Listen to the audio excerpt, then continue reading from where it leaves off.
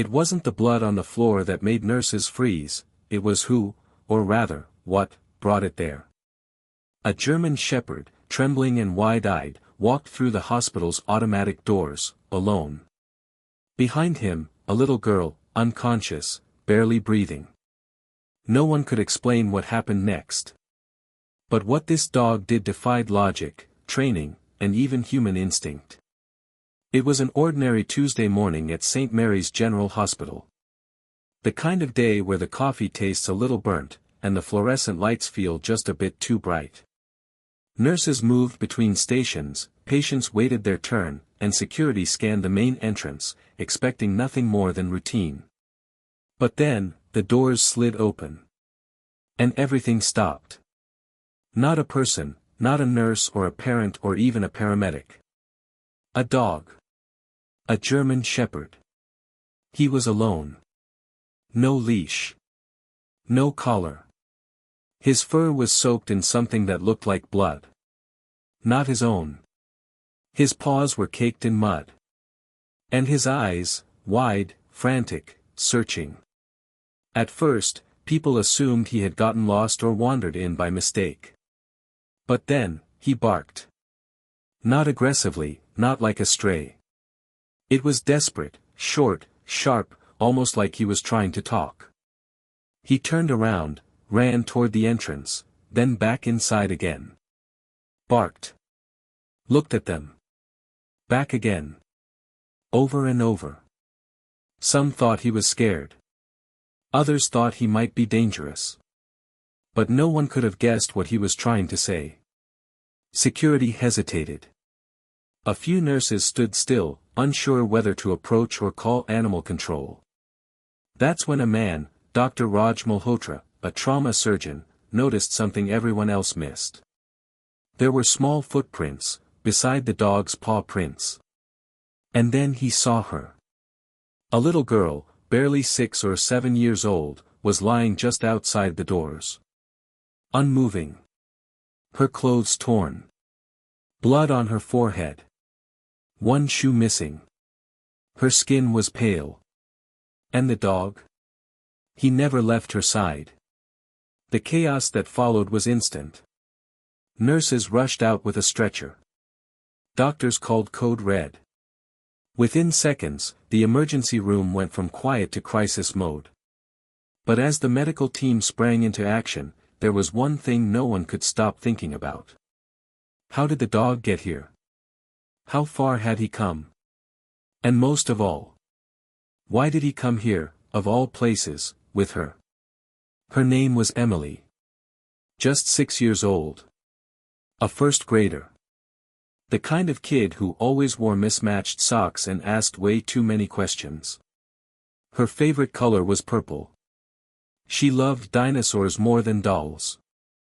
And every night, without fail, she slept with her stuffed turtle and her best friend at her side, a German shepherd named Max. Emily lived in a quiet town on the edge of a wooded area. One of those neighborhoods where kids still rode bikes until sunset and parents chatted on porches like it was the 90s. Safe. Familiar. Nothing bad ever happened there. Until that morning. According to police reports and later witness interviews, Emily had been playing in her backyard, as she often did. Her mom was inside folding laundry. The gate to the woods behind their home was usually locked, but that day, it wasn't. Maybe the wind pushed it open. Maybe someone forgot to latch it. No one knows for sure. What is known, is that Max followed her. And thank God he did. Sometime between 10 o'clock and 10:30 a.m., Emily wandered into the woods. No one saw her leave. No one heard her call for help. The trees were thick. The trails twisted. For a child that small, it would have taken only a few steps to become completely lost. But Max stayed with her the entire time. That German shepherd wasn't just a pet. He was practically family. Adopted when Emily was a baby, Max had been trained for obedience, but he wasn't a service dog. He'd never been trained for search and rescue. He wasn't supposed to know what to do in a crisis. But that's the thing about loyalty, it doesn't always follow rules.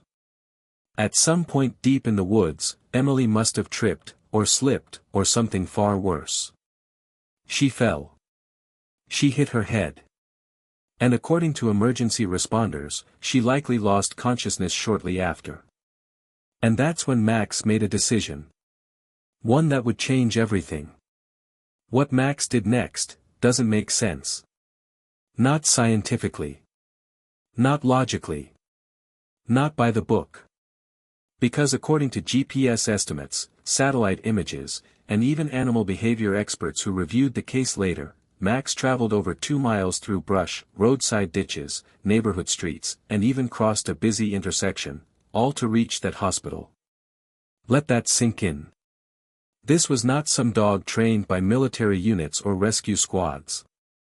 Max had never even been to the hospital before. No scent trail to follow. No leash to guide him. Just instinct. And something else, something even deeper. Love. Neighbors later told reporters they'd seen a German shepherd sprinting down Oak Ridge Avenue. Covered in mud. Running like it was being chased.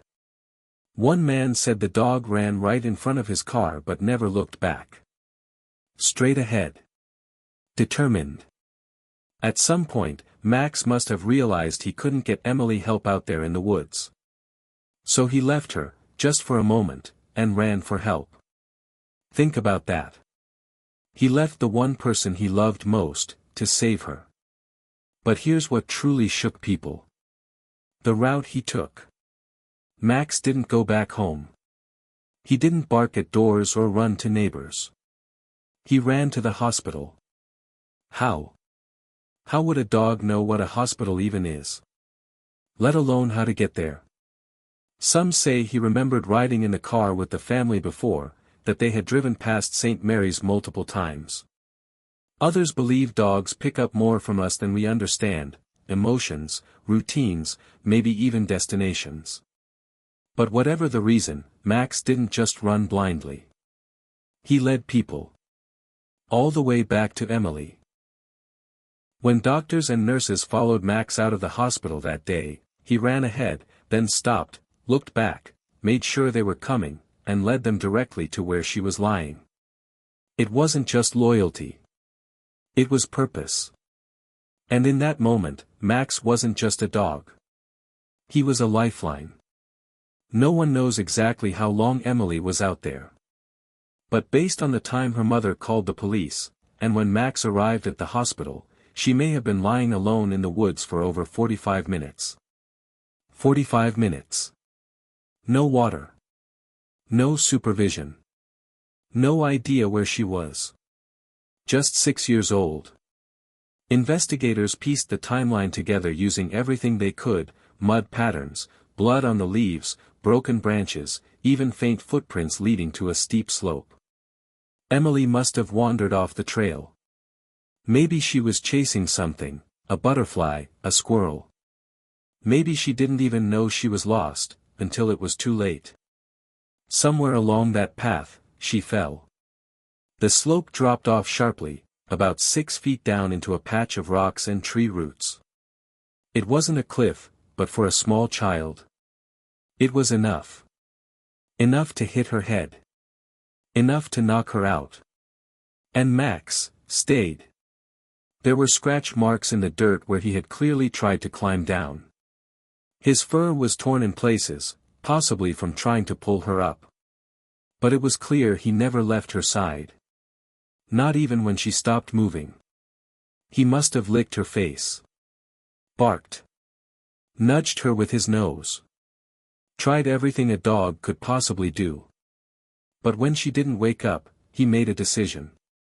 That's the part that keeps haunting people. He knew. He knew she wasn't getting better. He knew barking into the trees wasn't enough. He knew help wasn't coming from the woods. So Max did the hardest thing anyone, or anything, could do. He walked away. He left the person he loved most in the world, all alone, because somehow, he understood she needed more than he could give. And he ran. Through mud, through thorns, across roads, under fences, with blood on his fur, panic in his chest, and one mission in mind. Find a human. Make them follow. And somehow, he picked the one place, the one building, filled with exactly the right kind of help. He didn't lead them to a random person. He didn't stop at a fire station or pound on a door with his paws. He brought them to an emergency room. Some people call that instinct. Others call it intelligence. But many just call it a miracle. Emily arrived unconscious. Her breathing shallow. Her pulse weak. Her forehead was bruised, with a small but dangerous cut just above her right eyebrow. A clear sign of blunt trauma. But that wasn't the scariest part. She was cold. Her tiny body had started to shut down from exposure. The forest floor had drained her warmth. And if Max had come even 10 minutes later, doctors agree, Emily might not have made it. Inside the trauma room, no one was thinking about how she got there. They were thinking about keeping her alive. A team of nurses and physicians worked fast, stabilizing her head, cleaning the wound, starting fluids. Every second mattered. Dr. Raj Malhotra later described it like this. We've had children come in before with similar injuries. But I've never seen a case arrive this way. I mean, she was carried to us, essentially, by a dog. A dog that somehow knew where to go. That became the question everyone started asking, how? Veterinarians weighed in. Animal behaviorists were called. News anchors repeated the story like a fairy tale. A loyal dog, a fallen child, and a journey no one could quite explain. And while some experts tried to break it down, scent trails, memory, training, others admitted something rare. This wasn't normal. Most dogs, even loyal ones, would have stayed by the child. Barked endlessly. Maybe run home. But to leave, to travel across unfamiliar terrain, to go directly to a hospital and lead people back. That's not just instinct. That's awareness. In fact, researchers pointed out that even trained search and rescue dogs often need commands. Direction. Encouragement. But Max? He had none of that. So was it a medical miracle? Or a once-in-a-lifetime example of something we still don't fully understand? Maybe it doesn't matter. Because at the end of the day, Max didn't wait to be trained. He didn't wait for a command. He didn't wait for permission. He just acted. And that action saved a life. The story hit local news that same night. But by morning, it had gone global. Headlines everywhere screamed the same impossible truth. Dog walks into hospital, saves child's life. Hero German Shepherd leads doctors to injured girl. A dog with the heart of a human. TV anchors tried to stay composed, but some couldn't hide their emotion. Social media lit up. Millions of people around the world were watching, commenting, and asking the same question. How did he know? Max was no longer just a family dog, he was a national symbol. A four-legged guardian who did something most humans wouldn't even imagine possible. Art was made. Animations. Tributes. Children drew crayon pictures of Max with a cape. An animal shelter in another state renamed one of their rescue programs after him, Max's Mission. But it wasn't just the public that took notice. Veterinary colleges reached out to study Max's behavior. Animal cognition researchers requested permission to observe him, to understand what might have been happening inside that incredible brain of his. Even psychology experts weighed in. Dr. Lena Watkins, a professor of behavioral neuroscience, said, "This is more than a dog reacting to an emergency. This is purposeful behavior. It shows decision-making, prioritization, and problem-solving, in real time, under stress. That's extraordinary." People began sharing their own stories of animal loyalty. Dogs that stayed beside graves, cats that returned home after years, even parrots that warned of house fires. But Max's story was different. Because he didn't just stay. He left. He ran. He chose action over fear. And in doing so, he reminded the world of something we often forget.